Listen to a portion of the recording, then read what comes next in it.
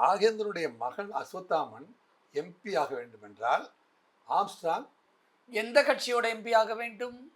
வடசென்னையில் வந்து எம்பி ஆகணும், அரசியல் ஆளுமை மிக்கவராக மாற வேண்டும். அப்படின்னா அதுக்கு தடையா இருக்கிற ராமன் என்கின்ற ஆம்ஸ்ட்ராங் ராமன். ஆம்ஸ்ட்ராங் தான் ராமன். இதுல ஆம்ஸ்ட்ராங் வந்து அங்க வந்து ராமன் என்கிற, அதாவது ஆம்ஸ்ட்ராங் வந்து வடசென்னையில வியாபித்திருக்கிற ஒரு பெரிய பர்சனாலிட்டி. அப்ப அவர் வியாபித்திருக்கிற அவர் வந்து இந்த இடத்த விட்டு போனா தான் தன் மகன் வந்து படத்துக்கு வர முடியும் அப்படின்னு நினைத்தது தான் வந்து நினைத்து அது நடந்துட்டு இருக்குது. ஏன்னா இது மாநில இளைஞர் தலைவராக வரைக்கும் கொண்டு வந்துட்டாரு. எதிர்காலத்தில் நடக்கிற எலெக்ஷன்ல யாருமே தடையில்லாமல் நம்ம மகன் வந்து எம்பி ஆகணும் அல்லது மத்திய அமைச்சர் ஆகணும் அப்படிங்கிற பயணத்தில் ஏற்பட்ட ஒரு மிகப்பெரிய தோல்வி. இப்போ இது மட்டும் இந்த கொலையில் வந்து இவர் சேர்க்கப்படாமல் இருந்தால் இவர் மகனை வந்து ஒரு மத்திய அமைச்சர் ஆக்கியிருப்பார். யார?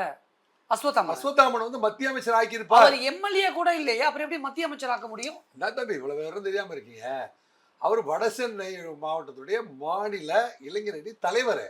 எந்த கட்சிக்கு சார்? காங்கிரஸ் கட்சியில. சரி, காங்கிரஸ் கட்சியில இப்ப எப்படி வந்து எம்பி திருவள்ளூர்ல ஒரு எம்பி கொடுத்தாங்களோ, அவரை திருவள்ளூர்லயோ அல்லது வடசென்னையிலயோ அவரை நிறுத்தி எம்பி ஆக்கி காங்கிரஸ் கட்சியில இருந்து ஆட்சிக்கு வருமானால் மத்திய அமைச்சர் பதவி கேட்பதாக அவருக்கு வந்து செல்வ பெருந்தகை இப்ப காங்கிரஸ் தலைவரா இருக்காரு. ஆமா, செல்வ பெருந்தகை அதுக்கு ஆதரவு தெரிவிச்சார் இல்லையா? நாகேந்திரனுடைய ஆலோசனையின்படி தான் வந்து அஸ்வத்தாமன் வந்து காங்கிரஸ்ல போய் சேர்றாரு. செல்வ பெருந்தகைக்கு வந்து அந்த குடும்பத்துல நாகேந்திரன் குடும்பத்துல இருந்து ஒருத்தர் அரசியல் வந்திருக்காரு, அவரை வளர்த்து விடுவோம் அப்படிங்கிற அளவுக்கு ஐடியா வந்துருச்சு.